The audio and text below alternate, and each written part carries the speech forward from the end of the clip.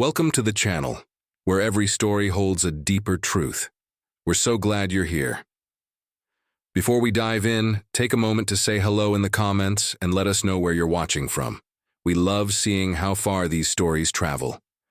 And if you haven't already, be sure to subscribe and turn on the notification bell so you won't miss tomorrow's powerful story.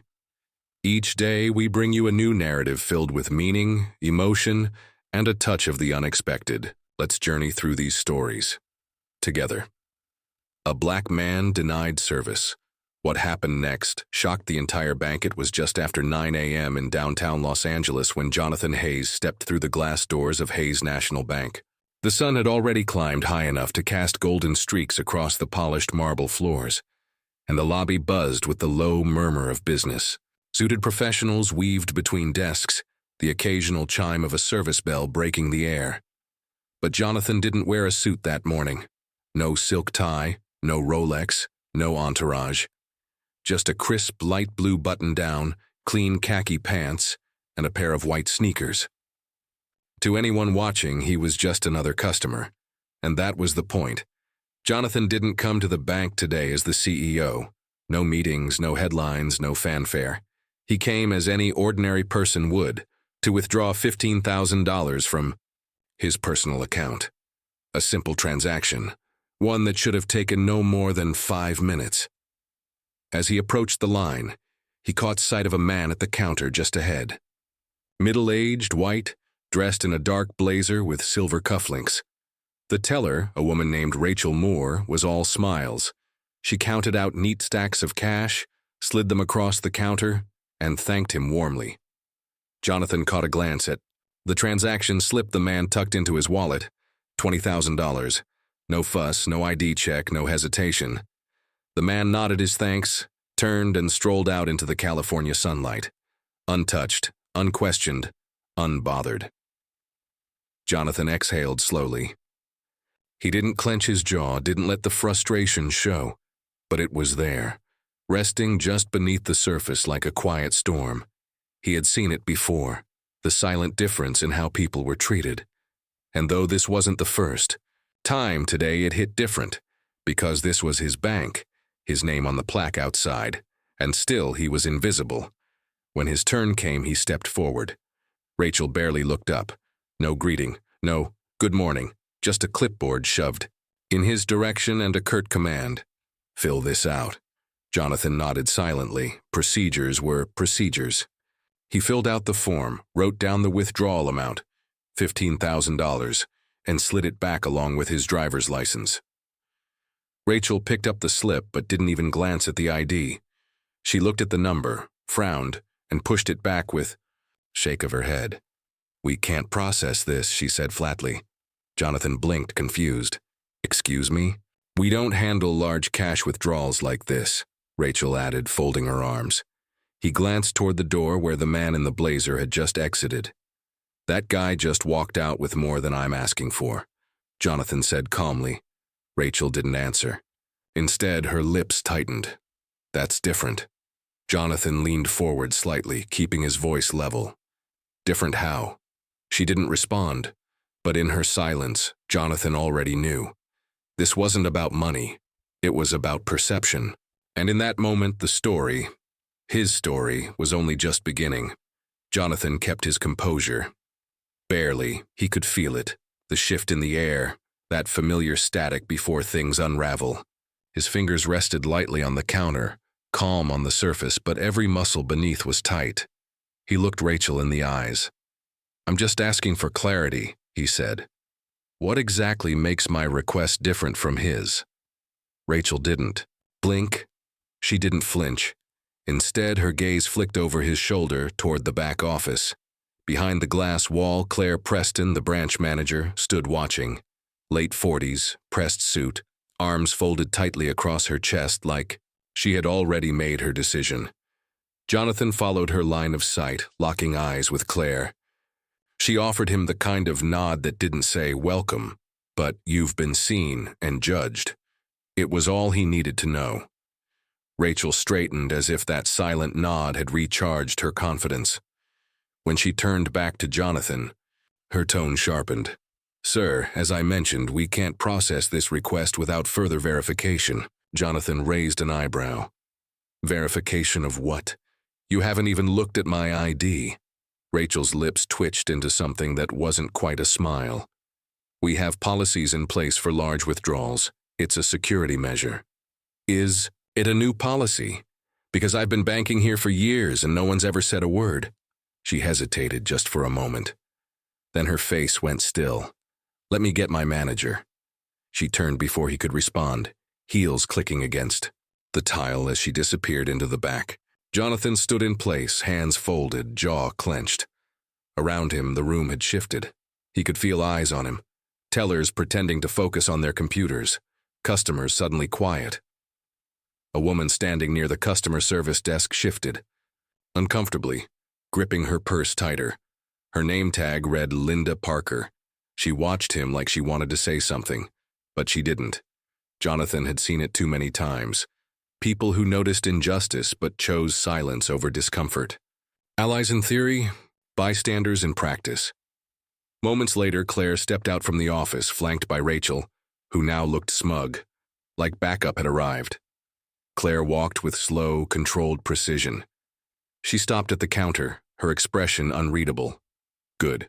Morning, she said in that overly polished tone corporate managers reserve for damage control. I understand you're attempting a large cash withdrawal? Jonathan nodded once. $15,000 from my own account. Unfortunately, we have to be cautious with large amounts, Claire replied, tilting her head in rehearsed sympathy. It's standard security protocol. He met her gaze, unblinking. You didn't seem concerned when the man before me withdrew 20. Her smile didn't waver, but her jaw tensed. I can't comment on other transactions. Of course not, Jonathan muttered low and dry. Claire leaned in slightly. I'll need to verify your last deposit and confirm the source of these funds. Jonathan's patience cracked. You have my account number right in front of you. Look it up. Her voice hardened.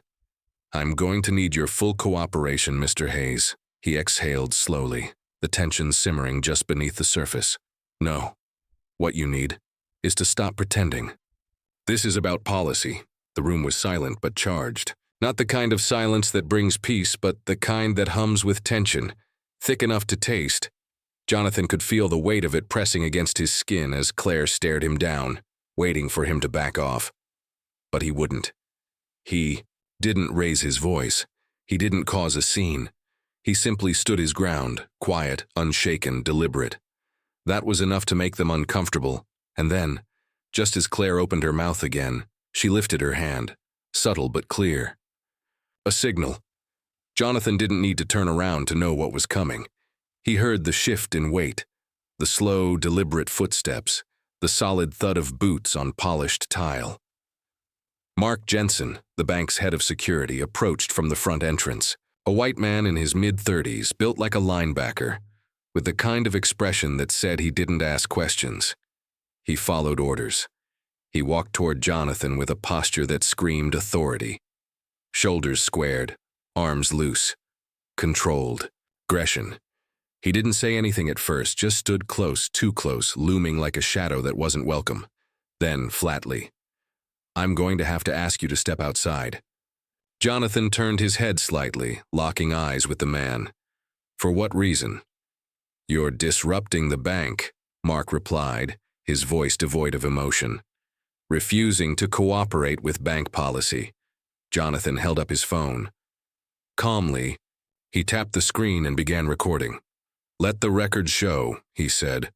I've provided full ID, filled out the form, and I'm requesting a routine withdrawal.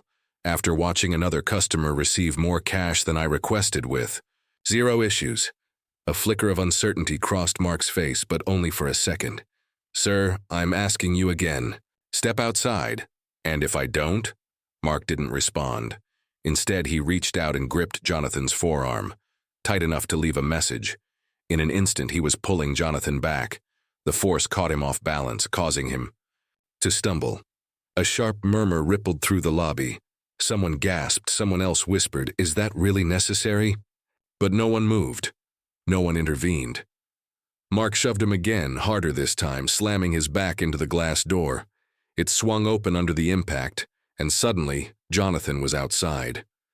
The cold LA morning hit his face like a slap. The door closed. Behind him with a soft final click, and then the final insult, his ID.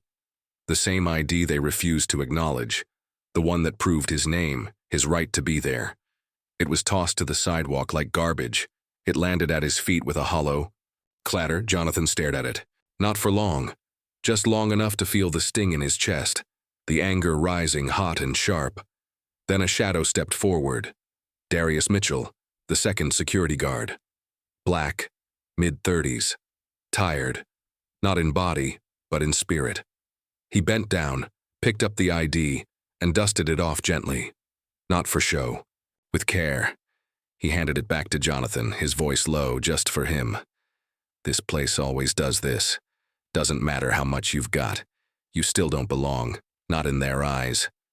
Jonathan stood there for a moment, his fingers wrapped around the edge of his ID, tight enough to leave marks. His heart was pounding, but his face stayed calm, controlled. He looked up at Darius, who gave a small nod, the kind of nod that said, "I've been there too." Jonathan didn't say a word. He just reached into his pocket, pulled out his phone again, this time not to record, but to make a call. It rang once, twice. Then, "This is William." Jonathan's voice was cool, clipped. "I need you at the downtown LA branch, now." There was a pause on the other end, then a breath. "I'll be there in 15. He hung up. Darius raised an eyebrow. "That who I think it is?" Jonathan didn't answer. He didn't have to. 15 minutes felt like 15 hours. Inside the bank, business carried on as if nothing had happened. The tellers resumed typing. Rachel stood at her post, avoiding the windows. Claire had vanished into the back office, probably to prepare her defense. And Mark? He stood by the door, arms folded like a statue. Except statues don't cast judgment. Then, finally, a sleek black Cadillac pulled up to the curb. It didn't just park. It arrived, like a force of nature. The back door swung open before the driver could even get out, and William Carter stepped onto the sidewalk, mid-50s, salt and pepper hair, a steel blue suit tailored like armor. He walked like a man who owned every room he entered, even when he didn't need to prove it. And unlike Claire, his authority wasn't borrowed. It was built. His eyes scanned the scene. Jonathan outside. Mark by the door, Darius standing quietly at the edge. His jaw tightened. He didn't say a word to Mark, just walked right past him. The glass doors parted without resistance, and the room inside shifted.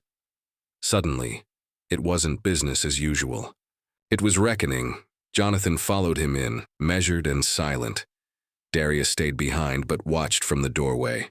Claire emerged quickly, adjusting her blazer, that too smooth smile already forming. "Mr. Carter, I wasn't expecting—" "Clearly," William cut her off, voice cold. "Because if you had been, this wouldn't have happened." She blinked. "Sir, there's been a misunderstanding." "Oh, there's no misunderstanding," William said, stepping closer. "What I'm trying to understand is how my CEO was just physically removed from his own bank." You could hear a pin drop. Rachel paled. Mark looked down at his shoes. Even the background chatter fell away. Claire tried to recover. "Sir, I didn't know." "Didn't know what?" William snapped.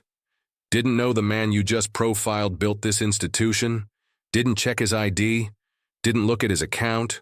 Or didn't care?" She opened her mouth. Closed it again. "You're done here," he said sharply. She froze. "Effective. Immediately. And if I find out anything like this has happened to any customer—" He didn't finish the sentence. He didn't need to. The silence carried the threat all by itself. The weight of William's words hung in the air like a blade. Final. Unshakable. Claire Preston stood frozen, her lips parted but no sound came out. Her confidence, once sharp and condescending, had evaporated. Across the lobby, Rachel looked like she wanted to disappear. Mark shifted uneasily, suddenly unsure of his own posture, his own authority. William turned his gaze toward Jonathan, his expression softening, not as a boss, but as a friend who understood something greater had just taken place. "Jonathan," he said, his tone firm yet familiar, "you want this branch cleaned out?" There was no hesitation. Completely. William nodded once, like a judge bringing down the gavel.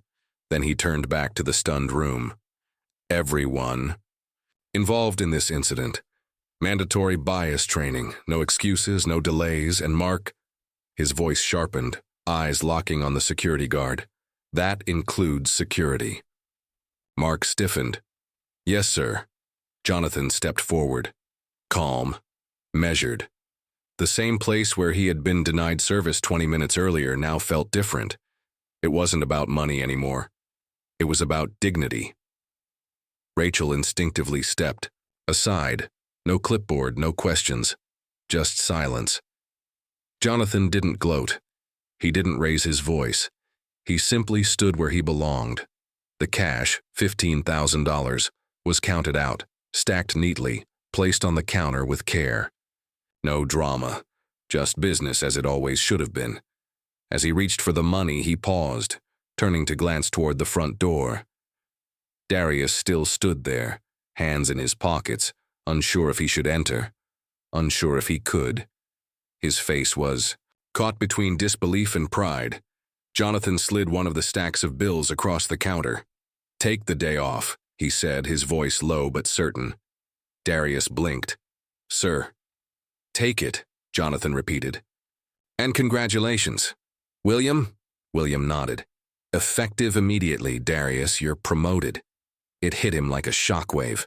For a second, Darius didn't move. Then slowly he stepped forward, picked up the stack of cash like it was something sacred. His jaw clenched, but his eyes, those tired, watchful eyes, were glassy. "Thank you," he said, barely above a whisper. Jonathan turned back toward the rest of the bank. Claire was gone, already escorted out. Rachel kept her head down. The other tellers, who had watched in silence, now exchanged glances, knowing the tide had shifted. This wasn't just about one man's money. It was about a mirror being held up to a system that no longer had anywhere to hide. As Jonathan pocketed the cash, he looked back one last time to Mark, to Rachel, to the place that had once decided he didn't belong.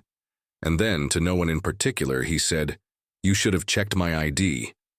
He turned, walked through the doors, not dragged, not questioned. This time, no one tried to stop him, and outside, the sun still shined. What would you have done if you were in Jonathan's shoes? Have you ever witnessed or experienced a moment like this, where silence spoke louder than words, and dignity had to be earned instead of respected? We'd love to hear your thoughts. Tell us how this story made you feel. Did it remind you of something you've seen or lived through? Or maybe it opened your eyes to a reality you hadn't considered before.